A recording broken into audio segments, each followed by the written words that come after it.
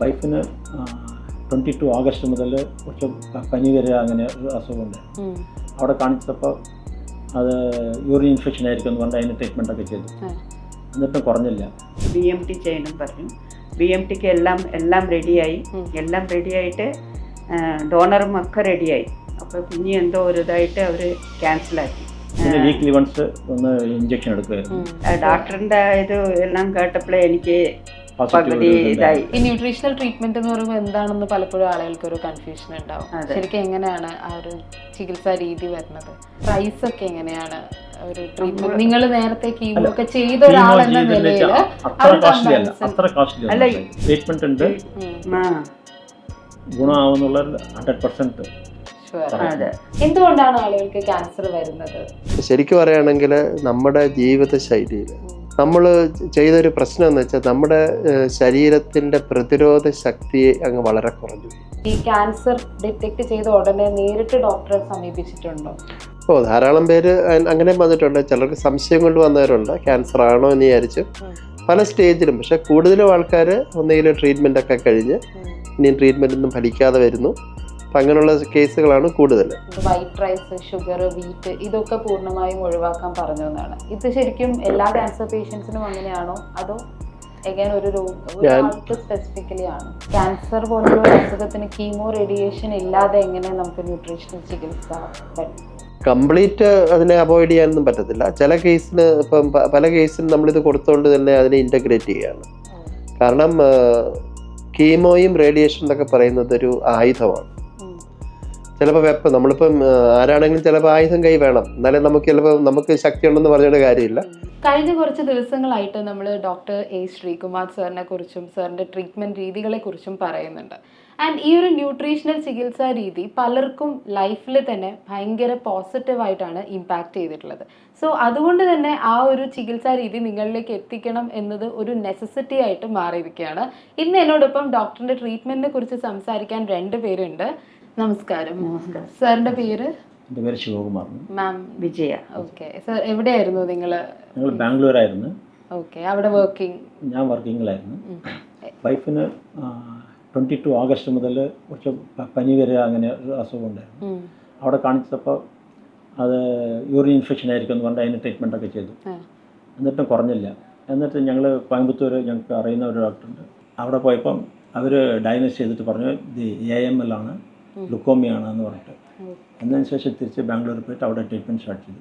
Okay, leukaemia എന്ന് പറയുമ്പോൾ blood cancer. അങ്ങനെ ബാംഗ്ലൂരിൽ പോയി വീണ്ടും ട്രീറ്റ്മെന്റ് സ്റ്റാർട്ട് ചെയ്തു. അപ്പൊ നോർമൽ ക്യാൻസറിന്റെ പ്രൊസീജിയേഴ്സ് ആയിരുന്നു? കീമോ. എത്ര സെഷൻസ് ചെയ്തു? അപ്പൊ 8 ചെയ്തു. അത് കഴിഞ്ഞിട്ട് പിന്നെ ടാബ്ലറ്റ് ആക്കി 2 ഇത് ടാബ്ലറ്റും ചെയ്തു. 2 സെക്ഷൻ ടാബ്ലറ്റ് കഴിഞ്ഞ് പിന്നെ BMT ചെയ്യണം പറഞ്ഞു. BMTക്ക് എല്ലാം റെഡിയായി. എല്ലാം റെഡിയായിട്ട് ഡോണറും ഒക്കെ റെഡിയായി. അപ്പോൾ പിന്നെ എന്തോ ഒരു ഇതായിട്ട് അവർ ക്യാൻസലാക്കി. മരുന്ന് കഴിക്കുന്നതിൻ്റെ അത് ഇത് കഴിക്കുന്നതുകൊണ്ട് എടുക്കാൻ പാടില്ല എന്നിട്ട് അത് ക്യാൻസലാക്കി. BMT ബോൺ മാരോ ട്രാൻസ്പ്ലാന്റ് ആയിരുന്നു. അപ്പോൾ അത് ക്യാൻസലാക്കിയപ്പോൾ പിന്നെയും അവർ പറഞ്ഞു വേറെ ആരെങ്കിലും നമ്മൾ ഇത് ചെയ്യാൻ പറഞ്ഞു. അപ്പോൾ ഞാൻ പറഞ്ഞു വേണ്ട. 2-3 പ്രാവശ്യം ക്യാൻസലായി. അപ്പോൾ എനിക്കത് ഇതില്ല. അപ്പോൾ ഞാൻ വേണ്ട പറഞ്ഞു.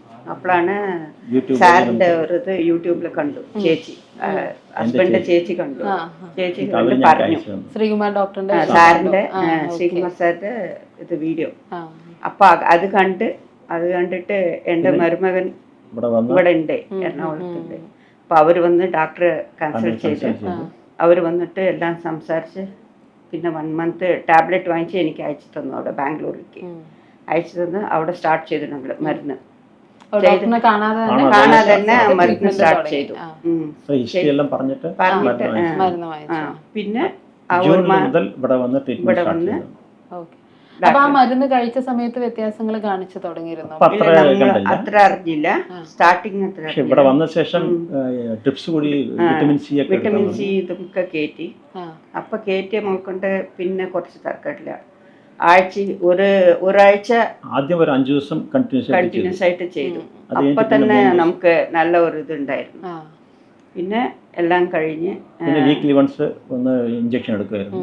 ഡോക്ടർ അത് കഴിഞ്ഞിട്ട് ഇപ്പം മന്ത്ലി വൺസ് ഇഞ്ചക്ഷൻ എടുക്കുന്നുണ്ട്. ആദ്യമായിട്ട് ഡോക്ടറിനെ കണ്ടപ്പോഴെങ്ങനെയായിരുന്നു? നിങ്ങൾ അത്രയും ഹോപ്പിലായിരിക്കുമല്ലോ വരുന്നത്. അതെ, ഡോക്ടറിന്റെ ഇത് എല്ലാം കേട്ടപ്പോഴേ എനിക്ക് പകുതി ഇതായി. ബോൺ മാറോ എനിക്ക് വേണ്ട, ട്രാൻസ്പ്ലാന്റേഷൻ വേണ്ട. നമ്മള് ഡോക്ടറെ അടുത്ത് ചോദിച്ചപ്പോൾ ഡോക്ടർ പറഞ്ഞു എല്ലാം ക്യൂറാവും, ഒന്നും ഇതാക്കണ്ട പറഞ്ഞു. പിന്നെ ഞങ്ങള് ഇവിടെ കാണിച്ചോണ്ടിരുന്നപ്പോഴും ഹോസ്പിറ്റലിൽ കാണിച്ചോണ്ടായിരുന്നു. ഇവിടത്തെ എറണാകുളത്ത് ഒരു ഹോസ്പിറ്റലിൽ കാണിച്ച് അവിടെയും ട്രീറ്റ്മെന്റ് ചെയ്തോണ്ടായിരുന്നു. പിന്നെയാണ് ഇവിടെ വന്നിട്ട് ഇത് ട്രീറ്റ്മെന്റ് ഇങ്ങനെ കണ്ടിന്യൂ ചെയ്തപ്പോൾ നമുക്കെല്ലാം നോർമൽ ആവാൻ തുടങ്ങി. അതിനുശേഷം ആലോപ്പത്തി കംപ്ലീറ്റ് സ്റ്റോപ്പ് ചെയ്തു ഞങ്ങൾ. ഇപ്പൊ എത്ര നാളായിട്ട് ഒരു കൊല്ലമായിട്ട് അലോപ്പതി ഒന്നും ഈ ന്യൂട്രീഷണൽ ട്രീറ്റ്മെന്റ് എന്ന് പറയുമ്പോൾ എന്താണെന്ന് പലപ്പോഴും ആളുകൾക്ക് ഒരു കൺഫ്യൂഷൻ ഉണ്ടാവും. ശരിക്കും എങ്ങനെയാണ് ആ ഒരു ചികിത്സാ രീതി വരുന്നത്? ഡയറ്റും ഉണ്ട്, ടാബ്ലറ്റ്സും ഉണ്ട്.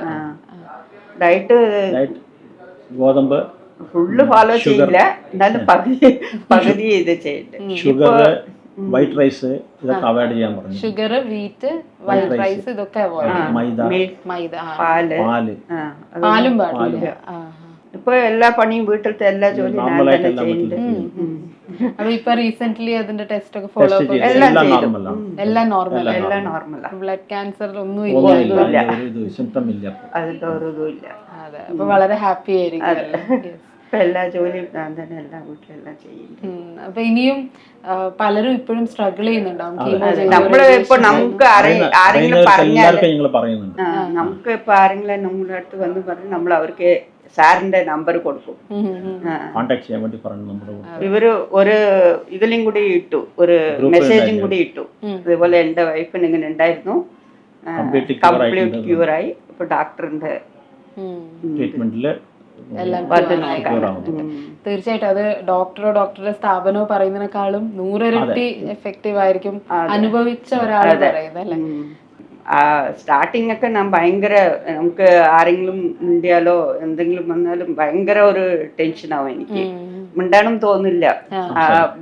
അവിടെ ബാംഗ്ലൂർ ഉള്ളപ്പോഴേ ഹോസ്പിറ്റലിലൊക്കെ ഒരു ടെൻഷനായിരുന്നു. ആ ഒരു ട്രീറ്റ്മെന്റ് രീതി തന്നെ നമ്മളെ മാനസികമായിട്ടും അല്ലേ? അവര് BMT ചെയ്യാൻ പറഞ്ഞിട്ട് നമുക്കൊരു ഇത് കൊണ്ടുവന്നിട്ടുണ്ടാവും. അത് ട്രീറ്റ്മെന്റ് ചെയ്യണം. അതിന് വീക്ക്ലി വൺസ് വന്നിട്ട് ഡ്രസ്സിങ് ചെയ്യണം. വീക്ക്ലി വൺസ് ഹോസ്പിറ്റലിൽ പോയി ഡ്രസ്സിങ് ചെയ്തുകൊണ്ടിരിക്കണം. പിന്നെ ഇവിടെ വന്ന ശേഷം അതെല്ലാം റിമൂവ് ചെയ്ത് ഈ ട്രീറ്റ്മെന്റ് എടുത്തതിന് ശേഷം പിന്നെ അതെല്ലാം റിമൂവ് ചെയ്ത് ഇപ്പം വെറും ഈ ന്യൂട്രീഷൻ ട്രീറ്റ്മെന്റ് മാത്രമേ ഉള്ളൂ. ഇതിപ്പോ എങ്ങനെ എല്ലാ മാസവും വന്ന് മന്ത്ലി വൺസേ വരുന്നുള്ളൂ. വന്നിട്ട് ഇഞ്ചക്ഷൻ എടുക്കും, ടാബ്ലറ്റ്സ്. ഹാപ്പി. അപ്പൊ എങ്ങനെയാണ് ഇതിന്റെ പ്രൈസ് ഒക്കെ? എങ്ങനെയാണ് ഒരു ട്രീറ്റ്മെന്റ്? നിങ്ങൾ നേരത്തെ കീമോ ഒക്കെ ചെയ്ത ഒരാളെന്ന നിലയിൽ അല്ല, കീമോ ചെയ്താലും എനിക്ക് ഭയങ്കര ടയർഡ്നെസ്സും എല്ലാം ഭയങ്കരമായിരുന്നു. വീട്ടിലെ ഒന്ന് ഉഷാറായിട്ട് എണീച്ച് ഇരിക്കാൻ ഒന്നും പറ്റുന്നുണ്ടായിരുന്നില്ല. ഇപ്പൊ എനിക്ക് ഈ ടാബ്ലറ്റ് കഴിച്ചിട്ട് ഒരു ഇതും ഇല്ല, ആക്റ്റീവായിട്ട് തന്നെ ഉണ്ട്. പിന്നെ കാസ്റ്റും ഞങ്ങൾക്ക് അത്ര തോന്നിയില്ല. അവിടെയൊക്കെ പോയപ്പോൾ ഇനി കൂടുതലായിട്ടുണ്ടാവും. ഇവിടെ ആയതുകൊണ്ട് നമുക്ക് അത്ര ഇതാക്കി. ഇപ്പം ക്യാൻസറുമായിട്ട് സ്ട്രഗിൾ ചെയ്യുന്ന ഒരാളോട് മാമിന്റെ ഒരു എക്സ്പീരിയൻസ് എന്താണ് പറയാനുള്ളത്? എക്സ്പീരിയൻസ് ഡോക്ടറെ അടുത്ത് വരാ, പേടിക്കാനില്ല. അതെ അതെ, പലർക്കും വരാനുള്ള ഒരു പേടിയായിരിക്കും. അതെ, ട്രീറ്റ്മെന്റ് ഉണ്ട്, ഗുണമാവുന്നുള്ള 100% ഷുവർ. അതെ, ഞങ്ങൾക്ക് ക്യൂർ ആയിട്ടുണ്ട്. അതുകൊണ്ട് ഞങ്ങളിപ്പോ എല്ലാവരുടെ അടുത്തും പറയും, സാറിന്റെ അടുത്ത് വരാനാണ് പറയുന്നത്. Thank you so much. നമസ്കാരം ഡോക്ടർ. നമസ്കാരം. ഡോക്ടർ എൻ്റെ അടുത്ത് നേരത്തെ പറഞ്ഞിട്ടുള്ള ഒരു കാര്യമാണ്, ഒരുപാട് രോഗികൾക്ക്, ഒരുപാട് ടെർമിനൽ ഇൽനെസ് പോലും വന്നിട്ടുള്ള ആളുകൾക്ക് ഒരു ക്വാളിറ്റി ഓഫ് ലൈഫ് കൊടുക്കാൻ ഡോക്ടർക്ക് സാധിച്ചിട്ടുണ്ട് അല്ലേ? അപ്പം ഇന്ന് എനിക്ക് സംസാരിക്കാനുള്ളത് ക്യാൻസർ പോലുള്ളൊരു അസുഖത്തെക്കുറിച്ചാണ്. എന്തുകൊണ്ടാണ് ആളുകൾക്ക് ക്യാൻസർ വരുന്നത്? ക്യാൻസർ എന്ന് പറയുന്ന ഒരു രോഗം നോർമലി ഒരു മനുഷ്യർക്കും വരരുതാത്തതാണ്. പണ്ടത്തെ കാലത്ത് വരും, പ്രായമാകുന്ന ചിലർക്ക് ക്യാൻസറൊക്കെ വരാം. അപ്പം ശരിക്കും പ്രായാധിക്യം കൊണ്ട് വരുന്ന വലിയ വലിയ ചികിത്സകളൊന്നും ആവശ്യമില്ല. അവരുടെ എന്തെങ്കിലും അത്യാവശ്യം സിംറ്റംസ് കുറയ്ക്കുക എന്നുള്ളത് മാത്രമേ ഉള്ളൂ. വളരെ റെയർ കേസായിട്ട് വല്ലപ്പോഴും വല്ല ഓപ്പറേഷനോ വല്ല മരുന്നൊക്കെ കഴിക്കേണ്ടി വരും. പക്ഷേ ഇന്നങ്ങനല്ല. ഇന്ന് ചെറുപ്പക്കാരിൽ വരുന്നു, ചെറിയ പ്രായത്തിൽ വരുന്നു, ആക്റ്റീവായിട്ടുള്ള ലൈഫിൻ്റെ സമയത്ത് വരുന്നു. അപ്പോൾ ഇതിൻ്റെ കാരണം നമ്മൾ ആക്ടിവിറ്റി കൂടിയ കൊണ്ടൊന്നുമല്ല. ശരിക്കും പറയുകയാണെങ്കിൽ നമ്മുടെ ജീവിതശൈലിയിൽ നമ്മൾ ചെയ്തൊരു പ്രശ്നം എന്ന് വെച്ചാൽ നമ്മുടെ ശരീരത്തിൻ്റെ പ്രതിരോധ ശക്തി അങ്ങ് വളരെ കുറഞ്ഞു പോയി. ഇമ്മ്യൂൺ സിസ്റ്റത്തിൻ്റെ ഫെയിലിയറാണ് ക്യാൻസർ എന്ന് പറയുന്നൊരു രോഗം ഉണ്ടാകുന്നത്. അപ്പോൾ നമ്മൾ പല തിയറീസ് ഇന്നുണ്ട്. അപ്പോൾ ഇതെല്ലാ തിയറീസും ഓരോ ചെറിയ പല പല കാരണങ്ങൾ കൊണ്ട് ശരിയാണ്. ജനറ്റിക്കായിട്ട് പറയാം, മെറ്റബോളിസം എന്ന് പറയാം, ഇനിയും ആഹാരം ഒന്നും കിട്ടുന്നില്ല എന്നുള്ളത് പറയാം. അപ്പോൾ പല രൂപത്തിലുള്ളത് വരും. പക്ഷേ എന്തൊക്കെ വന്നു കഴിഞ്ഞാലും നമ്മുടെ ശരീരത്തിലെ ഒരു ക്യാൻസർ എന്ന് പറയുന്ന ഒരു രോഗം വരാൻ പാടില്ല. അപ്പോൾ ഒരു ചെറിയൊരു കാലഘട്ടത്തിൽ കുറച്ച് നേരത്തേക്കൊരു ഇമ്മ്യൂണിറ്റി കുറഞ്ഞു എന്ന് പറഞ്ഞൊന്നും ക്യാൻസർ വരത്തില്ല. പക്ഷെ സ്ഥിരമായിട്ട് ഇങ്ങനത്തെ ഒരു കണ്ടീഷൻസിലേക്ക് വരുമ്പോഴാണ് നമ്മളൊരു 1-2 മാസമൊന്നുമല്ല, വർഷങ്ങളോളം നമ്മുടെ പ്രതിരോധ ശേഷി വീക്കായിരിക്കുമ്പോൾ നമുക്ക് ക്യാൻസർ വരുന്നു. അതും എന്തുകൊണ്ടാണെന്ന് ചോദിച്ചു കഴിഞ്ഞാൽ നമ്മൾ നല്ലത് എന്ന് വിചാരിച്ച് ചെയ്യുന്ന പലതും, അല്ലെങ്കിൽ നമ്മൾ ജീവിതശൈലിക്കനുസരിച്ച് നമ്മൾ കഴിക്കുന്ന ഭക്ഷണങ്ങളൊന്നും അതിനനുസരിച്ച് മാച്ച് ചെയ്യാതെ വരുമ്പോൾ പ്രതിരോധശേഷി വീക്കാകുന്നു. അത് വീക്കാകുന്നതിന് മുമ്പ് ശരീരം ഒത്തിരി കാര്യങ്ങൾ സംഭവിക്കും. അതുപോലെ പ്രധാനപ്പെട്ട ഒരു കാരണം എന്ന് വെച്ചാൽ ഹോർമോൺസിൻ്റെ ബാലൻസ് തെറ്റിപ്പോകും. അപ്പം എനിക്കൊന്ന് ഇന്ന് തന്നെ നോക്കിയാൽ ചുറ്റും നോക്കിയാൽ അറിയാം, ധാരാളം പേര് ഹോർമോൺസിന് വേണ്ടി അത് കഴിക്കുന്നു ഇത് കഴിക്കുന്നു. പ്രധാനമായിട്ടും തൈറോയിഡ് ആയിരിക്കും. പക്ഷേ ഇതൊക്കെ ശരീരത്തിൻ്റെ പല ഹോർമോൺസിൻ്റെ ബാലൻസും ഇല്ലാതാക്കും. അപ്പം അങ്ങനെ പ്രതിരോധശേഷി വീക്കാകുമ്പോൾ പതുക്കെ ക്യാൻസറിൻ്റെ സെൽസ് ഡെവലപ്പ് ചെയ്യുകയും അത് പിടിച്ചു നിൽക്കാൻ പറ്റുന്നൊരു സ്റ്റേജ് വരുമ്പോൾ അതങ്ങ് സ്പ്രെഡ് ചെയ്യും. ഈ സമയത്താണ് ഇന്ന് നമ്മൾ ഡയഗ്നോസ് ചെയ്യുന്നതും ട്രീറ്റ്മെൻറ്റിന് പോകുന്നതും ഇതൊക്കെ പോകുന്നതും. അപ്പോഴും നമ്മൾ അതിനെ അറ്റാക്ക് ചെയ്യാനുള്ള ട്രീറ്റ്മെൻറ്റും ബാക്കിയുള്ള കാര്യങ്ങളൊക്കെ ചെയ്യും. അപ്പോൾ പ്രധാനമായിട്ട് പറയുകയാണെങ്കിൽ ശരിക്കും പറഞ്ഞ ഒരു വ്യക്തിയുടെ പ്രതിരോധശേഷിയുടെ വീക്ക്നെസ്സും അത് ഉണ്ടാക്കാൻ പ്രായമാകുന്ന ഹോർമോണൽ ഇൻബാലൻസും ഉണ്ടാകുന്നത് പ്രധാനമായിട്ട് ഇന്നത്തെ ജീവിതശൈലിയിൽ നമുക്ക് പിടിച്ചു നിൽക്കാൻ പറ്റാതെ വരും. അന്നേരം ഉണ്ടാകുന്ന ഒരു മാരകമായ ഒരു രോഗമാണ് ക്യാൻസർ. ഞാനിവിടെ വന്ന് സംസാരിച്ചിട്ടുള്ള പല ആളുകളും പറഞ്ഞ ഒരു കാര്യം, ഡോക്ടറിനെ കണ്ട ശേഷമുള്ള പോസിറ്റീവായിട്ടുള്ള റെസ്പോൺസ് ആണ്. പക്ഷെ അതിന് മുൻപ്, ഡോക്ടറുടെ അടുത്ത് വരുന്നതിന് മുൻപ് അവർക്ക് മറ്റ് പല ചികിത്സകളും, ഇപ്പൊ ക്യാൻസറിനാണെങ്കിൽ കീമോ, റേഡിയേഷൻ പോലുള്ള ചികിത്സകൾ എടുത്തിട്ടുള്ള അനുഭവങ്ങളുണ്ട്. അപ്പം ഏതെങ്കിലും ഒരു രോഗി ഈ ക്യാൻസർ ഡിറ്റക്ട് ചെയ്ത ഉടനെ നേരിട്ട് ഡോക്ടറെ സമീപിച്ചിട്ടുണ്ടോ? ധാരാളം പേര് അങ്ങനെ വന്നിട്ടുണ്ട്. ചിലർക്ക് സംശയം കൊണ്ട് വന്നവരുണ്ട്, ക്യാൻസർ ആണോ എന്ന് വിചാരിച്ച് പല സ്റ്റേജിലും. പക്ഷെ കൂടുതലും ആൾക്കാർ ഒന്നെങ്കിലും ട്രീറ്റ്മെൻ്റ് ഒക്കെ കഴിഞ്ഞ് ഇനിയും ട്രീറ്റ്മെൻ്റ് ഒന്നും ഫലിക്കാതെ വരുന്നു. അപ്പം അങ്ങനെയുള്ള കേസുകളാണ് കൂടുതൽ. എല്ലാ ട്രീറ്റ്മെൻറ്റും ചെയ്തതിന് ശേഷം ഇനി എന്തെങ്കിലും ഒരു രക്ഷാമാർഗമുണ്ട്, രക്ഷാമാർഗത്തിനേക്കാൾ കൂടുതൽ അവർക്ക് വലിയ വേദനകളും വലിയ ഇതൊന്നും ഇല്ലാതെ ജീവിക്കുക എന്നുള്ളൊരു കാഴ്ചപ്പാടി വരുന്നതാണ്. അപ്പം അങ്ങനെ വരുന്നവരാണ് ഒരു 80%. പക്ഷേ വളരെ കുറച്ച് പേരെങ്കിലും ഇപ്പം അറിയാവുന്ന ചിലരൊക്കെ ഒരു സംശയം ഉണ്ടെന്ന് പറഞ്ഞ് വരുന്നവരുണ്ട്. അപ്പം ചിലത് ഡയഗ്നോസ് ചെയ്ത് കഴിഞ്ഞിട്ടും ട്രീറ്റ്മെൻറ്റ് എടുക്കുന്നതിന് മുമ്പ് വരുന്ന ആൾക്കാരുണ്ട്.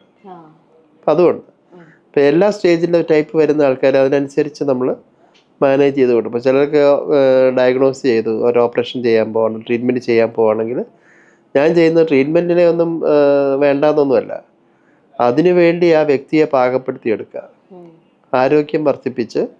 അതായത് ഒരു ഓപ്പറേഷൻ ചെയ്യുകയാണെങ്കിൽ ഓപ്പറേഷൻ കഴിഞ്ഞ് നല്ലപോലെ ഹീൽ ചെയ്യുക, അല്ലെങ്കിൽ വേറെ കോംപ്ലിക്കേഷൻസ് വരാതിരിക്കാൻ വേണ്ടുന്ന പ്രതിരോധ ശേഷിയും മറ്റുള്ള ഹെൽത്തിൻ്റെ ബാലൻസും നമ്മൾ ഇമ്പ്രൂവ് ചെയ്ത് കൊടുക്കും. അതിന് വേണ്ടുന്ന ഒരു ശരിക്കും പറഞ്ഞാൽ ഒരു തയ്യാറെടുപ്പാണ്. അപ്പോൾ ആ തയ്യാറെടുപ്പ് മതി ചില കേസിൽ നല്ല വ്യത്യാസങ്ങൾ അതുകൊണ്ട് തന്നെ വരും. ഓപ്പറേഷനോ മറ്റുള്ള ട്രീറ്റ്മെൻറ്റോ ഒക്കെ വളരെ നന്നായിട്ട് ആ രോഗികളിൽ പോകാറുണ്ട്. ക്യാൻസർ പോലുള്ള അസുഖങ്ങൾ ഇന്ന് കൂടുതലും ആളുകളിലേക്ക് വരുന്നത് നമ്മുടെ ശരീരത്തിലുള്ള ന്യൂട്രിയൻസിന്റെ കുറവ്, ഡയറ്റാണോ അതിന് മെയിൻ ഒരു കാരണം? ഒരു ഡയറ്റ് ഒരു കാരണമാണ്. കാരണം വെച്ചാൽ ഇന്ന് നമ്മൾ പറയുകയാണെങ്കിൽ ചുറ്റും അന്തരീക്ഷം മുഴുവൻ വിഷാംശങ്ങൾ നിറഞ്ഞതാണ്. വിഷാംശങ്ങളുള്ള അന്തരീക്ഷത്തിൽ എങ്ങനെ മൃഗങ്ങൾ നിൽക്കുന്നു നമ്മൾ ആലോചിച്ചാൽ മതി. ആ അന്തരീക്ഷത്തിൽ നമുക്ക് ജീവിക്കണം എന്നുണ്ടെങ്കിൽ നമുക്ക് അതിനേക്കാൾ സ്ട്രോങ് ആയിട്ട് നമ്മുടെ പ്രതിരോധ ശേഷി നിൽക്കണം. പക്ഷെ നിർഭാഗ്യവശാൽ നമ്മൾ കഴിക്കുന്ന ഭക്ഷണങ്ങൾ പലപ്പോഴും ഇതിന് കഴിവുള്ള ഭക്ഷണങ്ങളല്ല. കാരണം നമ്മൾ പാകപ്പെടുത്തി എടുക്കുന്നതാണ്. നമ്മൾ കൃഷി ചെയ്യുന്നു ഒന്ന്, പിന്നെ അത് കഴിഞ്ഞ് നമ്മളെടുത്ത് സ്റ്റോർ ചെയ്യുന്നു, പിന്നെ നമ്മൾ നമ്മുടേതായ രീതിയിൽ കുക്ക് ചെയ്യുന്നു. അപ്പോൾ ഇവിടെ എല്ലാം ഇന്ന് ധാരാളം പാകപ്പിഴകളുണ്ട്. അപ്പോൾ ഓരോന്നും പറയാം. അപ്പോൾ ഇതെല്ലാം കഴിഞ്ഞ് നമ്മുടെ അവസാനം പ്ലേറ്റ് നമ്മൾ കഴിക്കുന്ന ഭക്ഷണത്തിൽ ആവശ്യത്തിനുള്ള ഒന്നും കിട്ടുന്നില്ല. അതേസമയം ഇന്ന് ഇവിടെ പിടിച്ചു നിൽക്കണമെങ്കിൽ പണ്ടുള്ളതിനേക്കാൾ കൂടുതലായിട്ടുള്ള പോഷകങ്ങളൊക്കെ ആഹാരത്തിലുണ്ടാകണം. അതിന് പകരം നേരെ തിരിഞ്ഞാണ് കിട്ടുന്നത്. അപ്പം ഇതുകൊണ്ടാണ് ഒരു മാച്ചിങ് നിൽക്കാതെ ചെറിയ പ്രായത്തിൽ നമുക്ക് അസുഖങ്ങളും പ്രത്യേകിച്ച് ക്യാൻസർ പോലത്തെ അസുഖം വരാനുള്ള കാരണം. അപ്പോൾ ജീവിതശൈലിയെ മാത്രം കുറ്റപ്പെടുത്തിയിട്ട് കാര്യമില്ല, ജീവിതശൈലിക്കനുസരിച്ച് ജീവിക്കാനുള്ള കാര്യങ്ങളോടെ നമ്മൾ പഠിപ്പിക്കണമായിരുന്നു. ആ ഭാഗത്ത് ആരും ശ്രദ്ധിച്ചില്ല, അത്രയേ ഉള്ളൂ. ഇപ്പോൾ ഡോക്ടറിൻ്റെ അടുത്ത് വരുന്ന പേഷ്യൻസിന് ഡോക്ടർ ഏത് തരത്തിലുള്ള ട്രീറ്റ്മെൻറ്റ്സ് ഒക്കെയാണ് ക്യാൻസർ പേഷ്യൻസിന് കൊടുക്കുന്നത്? ആദ്യമായിട്ട് ഞാൻ പറയുന്നത്, നിങ്ങൾക്ക് അവർക്ക് ക്യാൻസർ വന്നതിൻ്റെ കാരണങ്ങളിലേക്ക് അവർക്കൊരു ബോധവൽക്കരണം കൊടുക്കും. നിങ്ങൾ നിങ്ങളുടെ ജീവിതശൈലിക്ക് അനുസരിച്ച് നിങ്ങൾ ഇന്ന കാരണങ്ങൾ കൊണ്ടാണ് നിങ്ങൾക്ക് വന്നത്. ഈ കാരണങ്ങൾ അവർക്ക് ബോധ്യപ്പെട്ട് കഴിയുമ്പോൾ തന്നെ അവർക്ക് ഇതിന് പോകാൻ വഴികൾ അവർക്ക് തന്നെ അറിയാം. പിന്നെ അവിടെ നമ്മുടെ സഹായം മതി. പിന്നെ ചിലതൊക്കെ അഡ്വാൻസ് സ്റ്റേജിലൊക്കെ നിൽക്കുകയാണെങ്കിൽ ഇപ്പോൾ നമ്മൾ പോഷകങ്ങൾ വേണം, പക്ഷേ പോഷകങ്ങൾ കഴിച്ചുകൊണ്ട് മാത്രം കാര്യമില്ല, അല്ലെ ഫുഡ് കഴിച്ചിട്ടും കാര്യമില്ല. അപ്പോൾ ചിലതൊക്കെ ഇഞ്ചക്ഷൻ രൂപത്തിൽ കൊടുക്കേണ്ടി വരും. കാരണം എന്നാൽ മാത്രമേ നമുക്ക് ശരീരത്തിൽ, നമ്മൾ ഒരു ഉദാഹരണം പറഞ്ഞാൽ 100 മില്ലിഗ്രാം ഇന്ന വിറ്റമിൻ അല്ലെങ്കിൽ മിനറൽസ് കൊടുത്തു, അത് കഴിച്ചു കഴിഞ്ഞാലും കിട്ടിയോ ഇല്ലെന്ന് ഉറപ്പില്ല. പക്ഷേ ഇഞ്ചക്ഷൻ എടുത്താൽ അത് മുഴുവൻ ആ ശരീരത്തിൽ കിട്ടി. പിന്നെ അതിൻ്റെ പ്രവർത്തനം നമ്മൾ നോക്കണം. അപ്പം ശരിക്കും പറഞ്ഞാൽ ഒരു ശാസ്ത്രീയമായിട്ട് ഇടപെടണം. ശരിക്കും പറഞ്ഞാൽ ന്യൂട്രീഷൻ എന്നൊക്കെ പറയുമ്പോഴും ശരിക്കും പറഞ്ഞാൽ ഇത് പ്രതിരോധ ശേഷിയെ മോഡുലേറ്റ് ചെയ്യുകയാണ്, ഇമ്മ്യൂൺ സിസ്റ്റത്തിനെ മോഡുലേറ്റ് ചെയ്യുന്നൊരു ശരിക്കും പറഞ്ഞ ട്രീറ്റ്മെൻറ്റാണ്. അത് മോളിക്കുലാർ ലെവൽ അല്ലെങ്കിൽ സെല്ലുലാർ ലെവലിലാണ്. അല്ലാതെ നമ്മൾ അതിൻ്റെ പുറത്തോ അല്ലെങ്കിൽ ഒരു അവയവത്തിനെതിരെയോ അങ്ങനെ മാത്രമല്ല ചെയ്യുന്നത്. അതുകൊണ്ടാണ് ഈ ടൈപ്പ് ഓഫ് ട്രീറ്റ്മെൻറ്റ് രോഗികൾ കൂടെ അറിഞ്ഞിരിക്കണം. നമ്മളത് എക്സ്പ്ലെയിൻ ചെയ്യും. അവർക്ക് മനസ്സിലായെങ്കിൽ മാത്രമേ നമുക്കത് കൊടുക്കാൻ പറ്റുള്ളൂ, കൊടുത്താലും ബെനിഫിറ്റ് ഉള്ളൂ. അപ്പം ശരിക്കും പറയുകയാണെങ്കിൽ 100% ഇതിനകത്ത് രോഗികൾ തന്നെ അവർക്ക് ഇത് വേണം എന്നുള്ളത് അവർക്ക് തന്നെ മനസ്സിലാവും. അതിനെപ്പറ്റി കൂടുതൽ നമുക്കറിയാവുന്ന ഭാഷയിലും നമുക്കറിയാവുന്ന രീതിയിലും നമ്മുടെ അറിവിനനുസരിച്ച് അവർക്ക് പറഞ്ഞു കൊടുക്കും. ഇതാണ് നമ്മൾ ചെയ്യുന്നത്. എങ്ങനെയായിരുന്നു വിജയ മാം ഡോക്ടറിന്റെ അടുത്തേക്ക് എത്തുന്നത്? ആ സമയത്ത് എങ്ങനെയായിരുന്നു മാമിന്റെ കണ്ടീഷൻ? എനിക്കന്ന് ഓവർ ദ ഫോണും വീഡിയോയും, കാരണം പുള്ളിക്കാരി ഇവിടെ ഇല്ലായിരുന്നു, ബാംഗ്ലൂരായിരുന്നു. അപ്പം അസുഖത്തിൻ്റെ വിവരങ്ങൾ പറഞ്ഞു, റിപ്പോർട്ട്സൊക്കെ അയച്ചു തന്നു.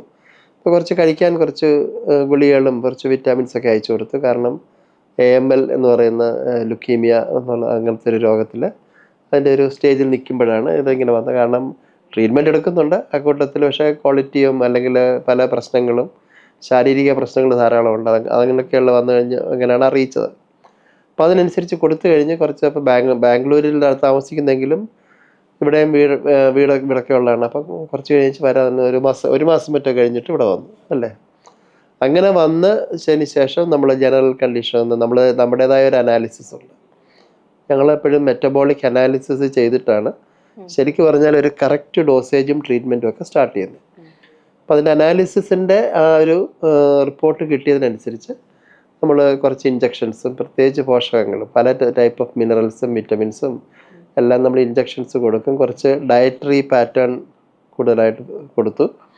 അപ്പോൾ ഇതെല്ലാം ചെയ്തതിന് ശരിക്കും പറയുകയാണെങ്കിൽ ഇപ്പം ശരിക്കും നമ്മൾ ചെയ്യുന്നൊരു എന്താണെന്ന് വെച്ചാൽ എപ്പിജെനറ്റിക് ഡയറ്റ് എന്ന് പറയും. അതായത് ഒരു അസുഖത്തിനെതിരെ ഒരു ഡയറ്റൊന്നുമില്ല, ആ വ്യക്തിയുടെ ജീവൻ്റെ, അതായത് നമ്മൾ പറയുന്നില്ല ജനിതകത്തിന് വേണ്ടുന്ന രീതിയിലുള്ള ആഹാരം കിട്ടും, എന്നാലേ ജനിതകം വർക്ക് ചെയ്യുള്ളൂ. അപ്പോൾ ആ DNA-ക്ക് അനുസൃതമായിട്ടുള്ള ആഹാരം കൊടുക്കുകയും അതിന് ആഹാരത്തിനകത്ത് നമുക്കൊരു ലിമിറ്റേഷൻ ഉണ്ട്.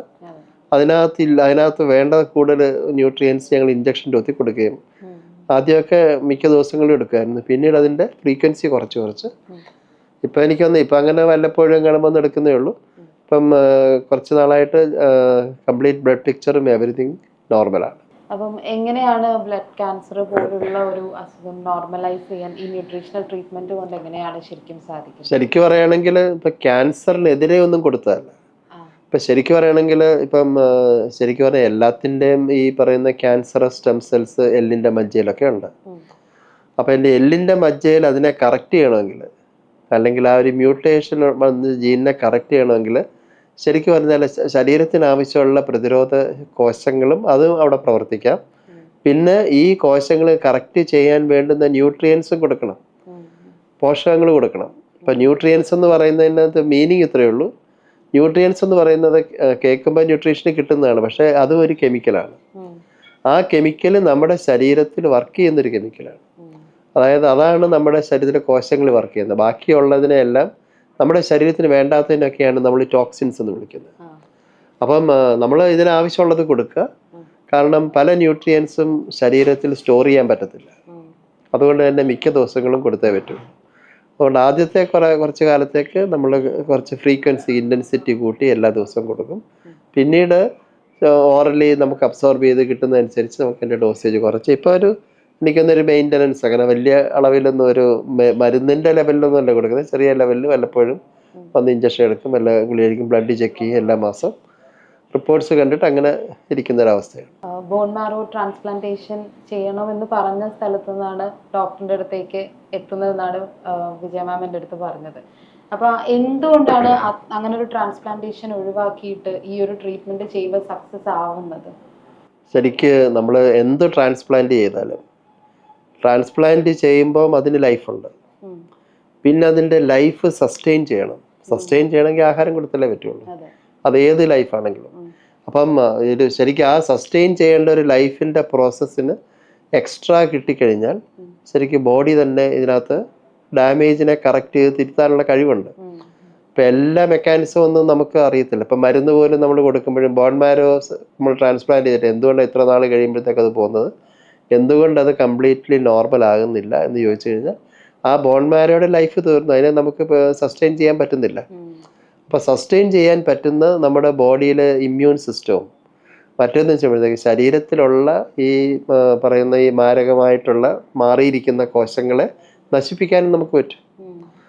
അപ്പോൾ ആ ഇമ്മ്യൂൺ സിസ്റ്റം ഇമ്പ്രൂവ്, അതുകൊണ്ടായി അതിനനുസരിച്ച് തിരിച്ച് റീഗ്രോ ചെയ്യാൻ വേണ്ടുന്ന ശരീരത്തിന് ആവശ്യമുള്ള ന്യൂട്രിയൻസ് എന്ന് പറയുമ്പോഴത്തേക്ക് എല്ലാം വേണം, ഒരു സാധനം മാത്രമൊന്നും പോരാ.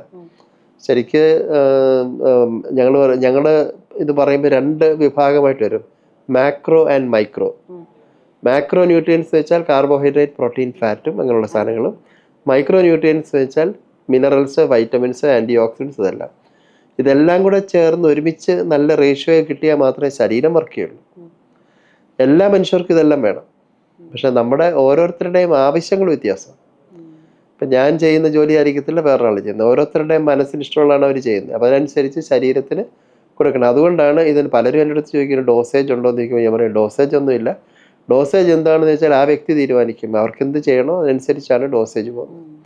അപ്പോൾ ഇത് നമ്മൾ മനസ്സിലാക്കി ഒരു രോഗം വന്നു കഴിയുമ്പോഴത്തേക്ക് അവരുടെ ജീവിത രീതിയും ജീവിതശൈലിയും അവരുടെ ആഹാര രീതിയും എല്ലാം അതിനകത്ത് വേണം. പിന്നെ എവിടെ താമസിക്കുന്നു എല്ലാം ഇമ്പോർട്ടൻ്റ് ആണ്. ഒരു ഡോക്ടർ എന്നുള്ള രീതിയിൽ ഇതെല്ലാം മനസ്സിലാക്കണം. എൻവയോൺമെൻറ്റിനെ മനസ്സിലാക്കണം, ശരീരത്തിനെ മനസ്സിലാക്കണം, ശരീരത്തിൻ്റെ ഉള്ളിലെ എൻവയോൺമെൻറ്റിനെ മനസ്സിലാക്കണം. എന്നിട്ട് അവരുടെ ഹിസ്റ്ററി, നമ്മൾ പറയുന്ന നല്ലൊരു ഹിസ്റ്ററി എടുത്തു കഴിയുമ്പോഴേ, ഇപ്പം ജനിതകമൊക്കെ ചെക്ക് ചെയ്യുന്നുണ്ട്, അപ്പം അത് ചെക്ക് ചെയ്യാൻ പറ്റുന്നില്ലെങ്കിൽ ഹിസ്റ്ററി പ്രോപ്പറായിട്ട് എടുത്തു കഴിഞ്ഞാൽ പോലും നമുക്ക് പാസ്റ്റ് ആൻസസ്റ്റേഴ്സിൻ്റെ ഹിസ്റ്ററി മുഴുവൻ നമുക്കറിയാൻ പറ്റും. അപ്പം അതിനനുസരിച്ചിട്ടുള്ള ഒരു ബാലൻസിങ് ന്യൂട്രിയൻസ് കൊടുക്കുക എന്നുള്ളതാണ്. അപ്പോൾ ഇത് മോഡുലേഷനാണ് of the immune system, of the hormones. അല്ലെന്നുണ്ടെങ്കിൽ നമ്മൾ ഞങ്ങളുടെ ഭാഷയെ പറയുന്നത് ജീനോ മെറ്റബോളിക് മോഡുലേഷനാണ് ഇതുകൊണ്ട് നടക്കുന്നത്. ഒരു ക്യാൻസർ പോലുള്ള ഒരു അസുഖത്തിന് കീമോ റേഡിയേഷൻ ഇല്ലാതെ എങ്ങനെ നമുക്ക് ന്യൂട്രീഷണൽ ചികിത്സ കംപ്ലീറ്റ് അതിനെ അവോയ്ഡ് ചെയ്യാനൊന്നും പറ്റത്തില്ല. ചില കേസിന് ഇപ്പം പല കേസിനും നമ്മളിത് കൊടുത്തുകൊണ്ട് തന്നെ അതിനെ ഇൻ്റഗ്രേറ്റ് ചെയ്യുകയാണ്. കാരണം കീമോയും റേഡിയേഷൻ എന്നൊക്കെ പറയുന്നത് ഒരു ആയുധമാണ്. ചിലപ്പോൾ വെപ്പം നമ്മളിപ്പം ആരാണെങ്കിലും ചിലപ്പോൾ ആയുധം കൈ വേണം, എന്നാലും നമുക്ക് ശക്തി ഉണ്ടെന്ന് പറഞ്ഞിട്ട് കാര്യമില്ല. അപ്പോൾ വെപ്പൺ ആവശ്യമാണ്, പക്ഷേ വെപ്പൺ യൂസ് ചെയ്യാൻ കഴിവുള്ള പ്രതിരോധ ശേഷി വളരെ ആവശ്യമാണ്. അപ്പം അത് വരുമ്പോൾ നമുക്ക് ഈ പറയുന്ന വലിയ ഈ ടോക്സിക് ഡോസിലൊന്നും കഴിക്കേണ്ടി വരണമെന്നില്ല. ചിലപ്പോൾ ഡോസ് കുറയ്ക്കാം. പിന്നെ അത് തന്നെയല്ല, റെസിസ്റ്റൻസ് വല്ലതും ഉണ്ടെങ്കിൽ അതെല്ലാം അങ്ങ് പോവും, എല്ലാം സെൻസിറ്റീവ് ആവും. അപ്പോൾ പലപ്പോഴും നല്ല റിസൾട്ട് കിട്ടും. ശരിക്കും പറഞ്ഞാൽ നമ്മൾ ഉദ്ദേശിക്കുന്നതിലും നല്ല റിസൾട്ടിലും, അല്ലെങ്കിൽ പലപ്പോഴും ഞങ്ങൾ തന്നെ പറയുക മരുന്ന് കൊണ്ട് ഒരു സാധനവും ക്യൂർ ചെയ്യാൻ പറ്റത്തില്ല. പക്ഷേ ജീവനെ തിരിച്ചു കൊടുക്കാനും ഹീൽ ചെയ്യണം കഴിവുള്ളത് മരുന്നുകൾക്കല്ല, ശരീരത്തിന് തന്നെയാണ്. ശരീരത്തിന് അതിന് വേണ്ടുന്ന ആഹാരം കൊടുത്താൽ മതി. എന്നാൽ മാത്രമേ നമ്മുടെ ഇന്നത്തെ അന്തരീക്ഷത്തിൽ നമുക്ക് പിടിച്ചു നിൽക്കാൻ പറ്റുള്ളൂ. ഇത് തന്നെയാണ് ശരിക്കും പറയുന്നത്. നമ്മൾ ചുമ്മാതൊന്ന് ഒബ്സർവ് ചെയ്താൽ പോലും നമ്മുടെ ചുറ്റുമുള്ള മൃഗങ്ങൾ ചെയ്യുന്നത് തന്നെ. അവർക്ക് ഈ അന്തരീക്ഷവുമായിട്ട് പിടിച്ചു നിൽക്കാൻ വേണ്ടി, ബാലൻസ് ചെയ്യാൻ വേണ്ടുന്ന ടെക്നിക്ക് അവർക്ക് മനസ്സിലായി, അവരതനുസരിച്ച് ചെയ്യുന്നു. നമ്മളിത് കൂടുതൽ പഠിച്ച് കഴിഞ്ഞത് ഓരോ മെക്കാനിസം നോക്കുന്നതുകൊണ്ടാണ് നമ്മളുടെ പ്രശ്നം. അപ്പം അതിനെ ഒന്ന് വിട്ട് ഇത് ശരിക്കും രോഗികളെ ഒന്ന് മനസ്സിലാക്കി കൊടുത്താൽ അവരുടെ മനസ്സ് വർക്ക് ചെയ്യും. ഇപ്പം പലരും ഇപ്പം ഈ ഒരു കേസിൽ വേറെ പല കേസ് വെച്ചാൽ അവർക്ക് ഇത് പറഞ്ഞപ്പോൾ അവർക്ക് എൻ്റെ വീട്ടിൽ ഞാൻ ഇന്നതുണ്ടായിരുന്നു, ഞാൻ അത് കഴിച്ചപ്പോൾ നല്ല റിസൾട്ട് ഉണ്ടായിരുന്നു. ഞാൻ പറഞ്ഞു ഓക്കെ, ദാറ്റ് ഈസ് ഗുഡ്. അതിനകത്ത് എന്തുണ്ടെന്ന് നമ്മളോട് ചോദിച്ചാൽ നമുക്കറിയത്തില്ല. പക്ഷേ ആ വ്യക്തിയെ സഹായിക്കാൻ വേണ്ടുന്ന പലതും അതിനകത്തുണ്ടായിരിക്കും. അപ്പോൾ ഓരോ വ്യക്തികളും വ്യത്യാസമാണ്, അവരുടെ ജീൻസും വ്യത്യാസമാണ്. ആ ജീൻസിൻ്റെ എക്സ്പ്രഷൻ ഞാൻ ഉദ്ദേശിക്കുന്നത്, ആ ജീൻസിൻ്റെ എക്സ്പ്രഷൻ അനുസരിച്ച് വേണം നമുക്ക് എന്ത് ഫുഡ് വേണമെങ്കിലും എന്ത് കാര്യങ്ങളും കൊടുക്കാൻ. ഇപ്പൊ നേരത്തെ ഇവരുടെ അടുത്ത് സംസാരിച്ചപ്പോൾ പറഞ്ഞിട്ടുള്ള ഒരു കാര്യം വൈറ്റ് റൈസ്, ഷുഗർ, വീറ്റ് ഇതൊക്കെ പൂർണ്ണമായും ഒഴിവാക്കാൻ പറഞ്ഞു എന്നാണ്. ഇത് ശരിക്കും എല്ലാ ക്യാൻസർ പേഷ്യൻസിനും അങ്ങനെയാണോ, അതോ എഗൈൻ ഒരാൾക്ക് സ്പെസിഫിക്കലി ആണോ?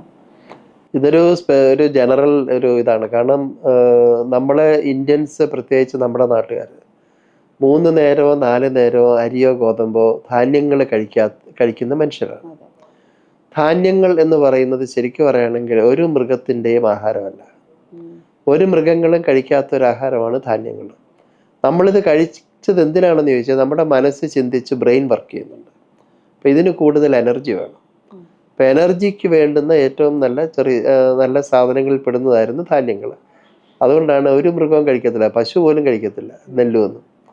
നമ്മളത് കുത്തി അരിയാക്കി കഴിക്കണമെന്നുണ്ടെങ്കിൽ അപ്പോൾ നമ്മുടെ മനസ്സ് ചിന്തിക്കുന്നു, ബ്രെയിൻ വർക്ക് ചെയ്യുന്നു, അവരെയൊക്കെയാണ്. അപ്പോൾ ഇതൊക്കെ ഒത്തിരി വർക്കാണ്. അതുകൊണ്ട് നോർമൽ കഴിക്കുന്ന മറ്റ് മൃഗങ്ങൾ കഴിക്കുന്ന ആഹാരം കൊണ്ട് നമുക്ക് ശരിയാകത്തില്ല. പക്ഷേ ഇന്നെന്ത് പറ്റിയെന്ന് വെച്ചാൽ അത് പ്രോസസ്സിങ്ങോടെ ചെയ്യാനുള്ള ടെക്നോളജി ഡെവലപ്പ് ചെയ്തു. ഹൈ പവർ എനർജി ഒറ്റയടിക്ക് കൊടുക്കാം, എനർജിയുടെ റിസോഴ്സ്. പക്ഷെ അവിടെ ഒരു പ്രശ്നം, ഗ്ലൂക്കോസ് മാത്രം കൊടുത്താൽ എനർജി ഇല്ല. പിന്നെ ഒരു വ്യത്യാസമുണ്ട്. നമ്മൾ ഗ്ലൂക്കോസും ഫാറ്റും തമ്മിൽ കമ്പയർ ചെയ്ത് കഴിഞ്ഞാൽ 1 ഗ്രാം ഗ്ലൂക്കോസിൽ നിന്ന് കിട്ടുന്നത് 4 കാലറി ആണെങ്കിൽ 1 ഗ്രാം ഫാറ്റിൽ നിന്ന് കിട്ടുന്നത് 9 കാലറിയാണ്. അപ്പോൾ കൂടുതൽ എനർജി ഇന്ന് വേണം. അപ്പോൾ കൂടുതൽ ഫാറ്റ് കഴിക്കുന്നത് നല്ലത്.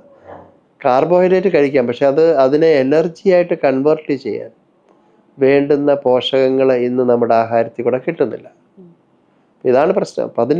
അപ്പം ഇത്രയും പോഷകങ്ങൾ കഴിക്കാൻ പറ്റുമെന്ന് വെച്ചാൽ കഴിക്കാനും പ്രയാസമാണ്. എത്ര കഴിക്കും? നമ്മളൊരു ചോറുണ്ടോ, അല്ലെങ്കിൽ ബിരിയാണി കഴിച്ചു, അല്ലെങ്കിൽ ഒരു വട കഴിച്ചു, ഇഡ്ഡലി കഴിച്ചു, ഇതെല്ലാം കഴിച്ച് അതിനെ നമുക്ക് കംപ്ലീറ്റ് നമ്മുടെ അബ്സോർബ് ചെയ്ത് അത് എനർജിയായിട്ടും പ്രോട്ടീൻ മാനുഫാക്ചറിങ് യൂസ് ചെയ്യണമെങ്കിൽ എന്തുമാത്രം മിനറൽസും വിറ്റമിൻസും വേണം.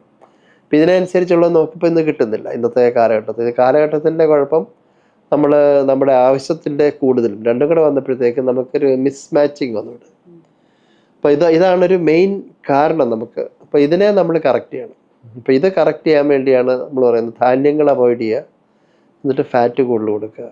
പിന്നെ പ്രത്യേകിച്ച് ഞങ്ങൾ പറയുന്നുണ്ട് കാർബോഹൈഡ്രേറ്റ് കഴിക്കാം, പക്ഷെ അത് വെജിറ്റബിൾ സോഴ്സ് അതായിരിക്കും നല്ലത്. കാരണം എന്ത് കഴിച്ചാലും അതിനകത്ത് കാർബുണ്ട്. കിഴങ്ങ് വർഗ്ഗങ്ങളൊക്കെ നന്നായിട്ടുണ്ട്. നമ്മൾ പച്ചക്കറി ആണെങ്കിലും, അതായത് ഇപ്പം ചക്ക എടുത്തു കഴിഞ്ഞാൽ അതിനകത്തുണ്ട്, മാങ്ങ എടുത്താലുണ്ട്.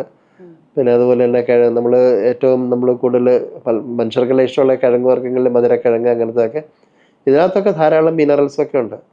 അപ്പോൾ ഇതൊക്കെ നന്നായിട്ട് കഴിക്കുമ്പോൾ നമുക്ക് ഈ മിനറൽസോ അല്ലെങ്കിൽ മറ്റുള്ള വിറ്റമിൻസൊക്കെ കൊടുക്കുന്നതിൻ്റെ ഉപയോഗം കുറയ്ക്കുകയും ചെയ്യാം. അപ്പോൾ ഇത് ബാലൻസ് ചെയ്യാൻ പഠിച്ചു കഴിയുമ്പോഴത്തേക്ക് കുറച്ച് കഴിയുമ്പോൾ നമ്മൾ സ്വയം പഠിക്കും നമ്മുടെ ശരീരത്തിന് എന്ത് വേണമെന്നുള്ളത്. ഇപ്പം എൻ്റെ ജോലി എത്രയേ ഉള്ളൂ, ആ വ്യക്തിക്ക് ആവശ്യമുള്ളത് മനസ്സിലാക്കി കൊടുക്കുക. അവർ സ്വന്തമായിട്ട് നേരെ നടക്കാൻ പഠിച്ചു കഴിയുമ്പോൾ നമ്മളെ വല്ലപ്പോഴൊക്കെ എന്തെങ്കിലും ആവശ്യമുണ്ടെങ്കിൽ വന്നാൽ മതി. ഇപ്പോൾ രോഗം എന്ന് പറഞ്ഞ് പേടിച്ച് നമ്മൾ ജീവിക്കേണ്ട കാര്യമല്ല. അതിന് പകരം രോഗത്തിനെ വളരെ നമ്മൾ ആലോചിച്ച് അല്ലെങ്കിൽ അതിന് ഒരു സൗമ്യമായിട്ട് നേരിടാൻ പറ്റും. എന്തുകൊണ്ടാണ് മിൽക്ക് ഒഴിവാക്കാനും അതേസമയം മിൽക്ക് പ്രോഡക്ട്സ് കഴിക്കാനും സജസ്റ്റ് ചെയ്യുന്നത്? ഇപ്പോൾ കൂടുതലും മിൽക്കിൻ്റെ പ്രോട്ടീൻ എൻ്റെ ഒരു കുഴപ്പമെന്ന് വെച്ചാൽ നമ്മൾ ആവശ്യത്തിൽ കൂടുതൽ ഇന്ന് കഴിക്കുന്നുണ്ട്. ഒരു ചെറിയൊരളവിലൊക്കെ ആണെങ്കിൽ പണ്ടത്തെ കാലം ചെറിയ അളവിൽ കഴിച്ചെന്ന് വിചാരിച്ച് കുഴപ്പമൊന്നുമില്ല. പക്ഷേ ഇന്ന് ഓവറായി കഴിഞ്ഞാൽ മിൽക്ക് പ്രോട്ടീൻ ഡൈജസ്റ്റ് ചെയ്ത് പോകണം. മിൽക്ക് പ്രോട്ടീൻ എന്ന് പറയുന്നത് അതിനകത്ത് കേസീനും ഇതൊക്കെ ഉള്ളത്. കേസീനാണ് ഇന്ന് നമ്മൾ കൂടുതൽ കഴിക്കുന്നത്. അതിനകത്ത് ചില പ്രോബ്ലംസ് ഉള്ളത്, ഡൈജസ്റ്റ് ചെയ്യാൻ വലിയ ബുദ്ധിമുട്ടാണ്. അപ്പം ഡൈജസ്റ്റ് ചെയ്യാൻ ഇന്നത്തെ കാലഘട്ടത്തിൽ നമുക്ക് നമ്മുടെ വയറിന് തന്നെ പറ്റുന്നില്ല. അപ്പം അൺഡൈജസ്റ്റഡ് ആയിട്ടുള്ള സാധനങ്ങൾ നമ്മൾ കുടലിൽ പോവുകയും കുടലിലെ ബാക്ടീരിയൽ ഫ്ലോറയൊക്കെ നശിപ്പിക്കുകയും ചെയ്യും. അതിൻ്റെ അർത്ഥം പ്രതിരോധ ശേഷിയെ വീക്കാക്കും. അപ്പം ഇത് പ്രതിരോധ ശേഷി കൂട്ടേണ്ട സ്ഥലത്ത് പ്രതിരോധ ശേഷി വീക്കാകുകയാണ്. അതുകൊണ്ടാണ് മിൽക്ക് പ്രോട്ടീൻ ഒഴിവാക്കുകയും അതേസമയം ഒഴിച്ചെടുക്കുന്ന മിൽക്കിൻ്റെ വെണ്ണയും നെയ്യും ഒക്കെ വളരെ നല്ല ആഹാരമാണ്. കാരണം അതാണ് ഏറ്റവും ബെസ്റ്റ് നാച്ചുറൽ ഫാറ്റ്. പിന്നെ രണ്ടാമത് ഇത് കഴിഞ്ഞ ആഴ്ച നമ്മൾ എടുക്കുന്ന തൈരും മോരും ഒക്കെ ഏറ്റവും നല്ല ഫെർമെൻറ്റഡ് ഡ്രിങ്ക്സ് ആണ്. കാരണം നമ്മുടെ കുടലിലെ ബാക്ടീരിയക്കൊക്കെ നല്ല ശക്തിയും അത് നമുക്ക് വേണ്ടുന്ന പല ബാക്ടീരിയകൾ ഇതിനകത്തുണ്ട്. പിന്നെ ഇതിനകത്ത് എന്തെങ്കിലും മിക്സ് ചെയ്ത് കഴിഞ്ഞാൽ ഒത്തിരി ഗുണമുണ്ട്. പണ്ട് സംഭാരം പോലെ കഴിക്കുമ്പം പച്ചമുളകും ഇഞ്ചിയും ഒക്കെ നമ്മൾ ചതച്ചിടുമ്പോഴത്തേക്ക് അതിനകത്ത് വളരെ അതിൻ്റെ ക്വാളിറ്റി അങ്ങ് ഭയങ്കരമായിട്ട് അങ്ങ് മാറും. അപ്പോൾ ഫ്രഷായിട്ടൊക്കെ ഉള്ളതാണ്, പിന്നെ പറയുകയും വേണ്ട. അപ്പോൾ പിന്നെ അതുകൊണ്ട് പ്രോബയോട്ടിക് റിച്ച് ഫുഡാണ്. അത് തന്നെ നമ്മുടെ പ്രതിരോധ ശേഷിയെ വളരെ നന്നായിട്ട് വർദ്ധിപ്പിക്കുകയും ചെയ്യും. നമുക്ക് ആവശ്യമുള്ളത് കിട്ടുകയും ചെയ്യും. ഇപ്പം ഡോക്ടറിൻ്റെ അടുത്ത് വരുന്ന പേഷ്യൻസ് പറയുന്ന ഒരു കാര്യം, അവർക്ക് നേരത്തെ എടുത്ത ട്രീറ്റ്മെൻറ്റിൽ നിന്ന് കിട്ടാത്ത മെയിൻ ഒരു സംഭവം അവരുടെ മെൻ്റൽ ഹെൽത്ത് ഇമ്പ്രൂവ് ചെയ്യുന്നു എന്നുള്ളതാണ്. ശരിക്കും ക്യാൻസർ പോലുള്ള ഒരു ചികിത്സയിൽ മെൻ്റൽ ഹെൽത്തിന് എത്രമാത്രം ഇമ്പോർട്ടൻസ് ഉണ്ട്? കാരണം ഏറ്റവും ഇമ്പോർട്ടൻ്റ് മനസ്സ് വിചാരിക്കാതെ അസുഖം മാറത്തില്ല. അപ്പം നമ്മൾ കംപ്ലീറ്റ്ലി ഡിപ്രഷൻ അടിച്ചിരുന്നു കഴിഞ്ഞാൽ നമുക്കത് പ്രോബ്ലമാണ്. അപ്പോൾ എന്തുകൊണ്ടാണ് ഡിപ്രഷൻ മാറുന്നത്? ഞാൻ ഇപ്പം ഇതിനൊക്കെ ഇങ്ങനെ വേണം എല്ലാം എക്സ്പ്ലെയിൻ ചെയ്യും. കാരണം കംപ്ലീറ്റ് ആ രോഗത്തിൻ്റെ തീവ്രത ആ രോഗിയെ പറഞ്ഞ് മനസ്സിലാക്കും. നിങ്ങൾക്ക് ഇന്ന പ്രശ്നമാണ്. അപ്പം ആ പ്രശ്നമാണെങ്കിൽ അതിൽ നിന്ന് എങ്ങനെ നേരെയാകാം. അപ്പം അതിനെ ഞാൻ പറഞ്ഞു, ഇനി ക്യാൻസർ എന്നുള്ള ഭാഗത്തെ നമ്മൾ തൊടുന്നേയില്ല. ശരീരത്തിൽ ക്യാൻസർ അല്ലാത്ത ധാരാളം ഏരിയാസ് ഉണ്ട്. അവരെ ശ്രദ്ധിക്കാൻ അവർക്ക് വേണ്ടുന്ന ആഹാരങ്ങൾ കൊടുക്കുക. അവരെ ഒന്ന് നന്നായിട്ട് നോക്കുമ്പോൾ അവർ വളരെ നന്നാവും. അപ്പം അതാണ് ബേസിക്കലി. ഇപ്പം ഇത് പറയുമ്പോഴത്തേക്ക് നമ്മുടെ ഫോക്കസ് മാറുകയാണ്. രോഗത്തിലല്ല ഫോക്കസ് ചെയ്യേണ്ടത്, ആരോഗ്യത്തിലാണ്. ഞാനെപ്പോഴും പറയുന്നത്, ആരോഗ്യത്തെ ഫോക്കസ് ചെയ്ത് കഴിഞ്ഞാൽ രോഗം ഒരു സൈഡിൽ നിൽക്കുന്നു, അതിനെ ട്രീറ്റ് ചെയ്യുന്ന സ്പെഷ്യലിസ്റ്റുകളൊക്കെ അവരെ ട്രീറ്റ് ചെയ്തോട്ടെ. എന്തിനാണ് അതൊരു വ്യക്തി അറിയുന്നത്? നമ്മളിപ്പം ഞാൻ അതുകൊണ്ട് തന്നെയാണ് ഒരു രോഗമുള്ള ഒരാളെ നമ്മൾ വിളിക്കുന്നൊരു പേരുണ്ട്, രോഗി എന്ന് പറഞ്ഞു. ഞാൻ പറഞ്ഞു, ആ രോഗി എന്നുള്ളൊരു ബ്രാൻഡ് വന്നു കഴിഞ്ഞാൽ നമ്മൾ പ്രശ്നമാണ്. അതൊരു ക്യാൻസർ രോഗിയാണ് എന്ന് പറഞ്ഞാൽ നമുക്ക് ഉടൻ നമ്മുടെ നമുക്ക് മനസ്സ് തന്നെ മാറി. ഞാൻ ഈ ഒരു ആറ്റിറ്റ്യൂഡിൽ നിന്ന് അവരെ മാറ്റുക എന്നുള്ളതാണ് ഫസ്റ്റ്. നിങ്ങൾക്ക് ആരോഗ്യമുണ്ട്, നിങ്ങൾക്ക് ഒരു ക്യാൻസർ ചെറിയൊരു അവയവത്തിൽ അവിടെ ഇവിടെയൊക്കെ ബാധിച്ചിട്ടുണ്ടായിരിക്കും. ബാക്കിയുള്ള ശരീരത്തിന് ആരോഗ്യം കൊടുക്കുക. ഈ ആരോഗ്യം കിട്ടാൻ വേണ്ടുന്ന ഒരു ലക്ഷ്യബോധം അവരിലുണ്ടാക്കും. കാരണം ചുമ്മാ ആരോഗ്യം കിട്ടിയിട്ട് എന്ത് ചെയ്യാനാ? ആരോഗ്യമുണ്ടെങ്കിൽ സുഖമായിട്ട് ജീവിക്കുമ്പോൾ നമുക്ക് പലതും ചെയ്യണമെന്ന് മനുഷ്യന് തോന്നും. എന്തൊക്കെ ചെയ്യണോ അതൊക്കെ ചെയ്യാൻ വേണ്ടുന്ന ഒരു ലക്ഷ്യമുണ്ടെങ്കിൽ നമ്മൾ അതനുസരിച്ച് പ്രവർത്തിക്കും. അതേസമയം ക്യാൻസറിനെ നശിപ്പിക്കാം എന്നുള്ള ഒരു ലക്ഷ്യമാണെങ്കിൽ ഒരിക്കലും നടക്കില്ല. കാരണം നമ്മുടെ മനസ്സിന് ടെൻഷനാണ്, പേടിച്ച് അയ്യോ നാളെ എന്താണ്, മറ്റന്നാൾ എന്താണ്. ഓരോ ടെസ്റ്റ് ചെയ്യുമ്പോഴും നാളെ ഇതിൻ്റെ റിസൾട്ടിന് എന്ത് പറയുന്നു, ആ റിസൾട്ടിനെ നമ്മൾ ബോധേഡല്ലെങ്കിൽ ഒരു കുഴപ്പമില്ല. അപ്പം ശരിക്കും പറയുകയാണെങ്കിൽ ക്യാൻസർ എന്ന് പറയുന്ന രോഗം വന്നു കഴിയുമ്പോൾ ഇനി ഇതിനേക്കാളും വലിയ രോഗമൊന്നും വരാനില്ല. എന്നാൽ പിന്നെ അതിനെ മൈൻഡ് ചെയ്യാതിരുന്നോടെ. മൈൻഡ് ചെയ്യാൻ ഇവിടെ എത്രയോ സ്പെഷ്യലിസ്റ്റുകളും ഡോക്ടർമാരും ഉണ്ട്, അവർ നോക്കിയോട്ടെ. എന്തിനാണ് ആ വ്യക്തി മൈൻഡ് ചെയ്യുന്നത്? വ്യക്തിയുടെ ആരോഗ്യത്തിൽ ശ്രദ്ധിക്കാൻ വേണ്ടി കുറച്ച് പ്രയാസമാണ്. എന്നാലും അതാണ് കുറച്ച് പറയുമ്പോൾ ചിലരുടെ മനസ്സ് പെട്ടെന്ന് ഗ്രാസ്പ് ചെയ്യും, അവർക്കൊക്കെ പെട്ടെന്ന് റിസൾട്ട് കിട്ടും. അപ്പം ചിലർ കുറച്ച് കഴിഞ്ഞായിരിക്കും. കാരണം ഇതെല്ലാം ഒരു മനസ്സിൻ്റെ വിശ്വാസം വരണമല്ലോ, അല്ലെങ്കിൽ നമ്മൾ എന്ത് കൊടുത്താലും നേരെയാകത്തില്ല. അപ്പം അതിന് വേണ്ടുന്ന കുറച്ച് ഇമ്പ്രൂവ്മെൻറ്റ് വരുമ്പോഴത്തേക്ക് അവർക്ക് അവരുടെ മനസ്സിൻ്റെ ഗതി മാറും, പിന്നെ മനസ്സ് സ്ട്രോങ് ആവും. ഇതാണ് നമ്മൾ ശരിക്കും പറയുകയാണെങ്കിൽ ഒരു ഡിപ്രഷനിൽ നിന്ന് മാറ്റി ഒരു എക്സൈറ്റ്മെൻറ്റിലേക്ക് നമ്മൾ കൊണ്ടുപോവാണ്. അപ്പം രോഗം വന്നു, അതിനെ നമ്മൾ മൈൻഡ് ചെയ്യാതിരിക്കുക, നമ്മളെ തന്നെ മൈൻഡ് ചെയ്യുക. രോഗത്തിൻ്റെ വഴി പോവും, ആരോഗ്യത്തിൻ്റെ വഴി നോക്കും. ആരോഗ്യം നന്നാകുമ്പോൾ രോഗം കുറയും. അപ്പോൾ രോഗത്തിൻ്റെ ചികിത്സയുടെ അളവും കുറയ്ക്കാം, മരുന്നുകളുടെ അളവ് കുറയ്ക്കാം, മരുന്നുകൾ വേണമെങ്കിൽ ഇല്ലാതാക്കാം. ജീവിക്കുന്ന കാലം സുഖമായിട്ട് ജീവിക്കാം. എന്തായാലും ഇന്ന് ക്യാൻസറിനെ ഫൈറ്റ് ചെയ്യുന്ന ഒരുപാട് പേരുണ്ട്. അപ്പോൾ എന്ത് ചെയ്യണം എന്നൊരു ലാസ്റ്റ് ഹോപ്പ് പോലും ഇല്ലാതെ നിൽക്കുന്ന ആളുകൾ തീർച്ചയായിട്ടും ഈ ഒരു ചികിത്സയെക്കുറിച്ചും ഡോക്ടർ ശ്രീകുമാർ സാറിനെ കുറിച്ചും അറിഞ്ഞിരിക്കേണ്ടതാണ്. അപ്പോൾ thank you so much doctor. Okay, thank you. Like, subscribe and press bell button. Stay tuned for more videos.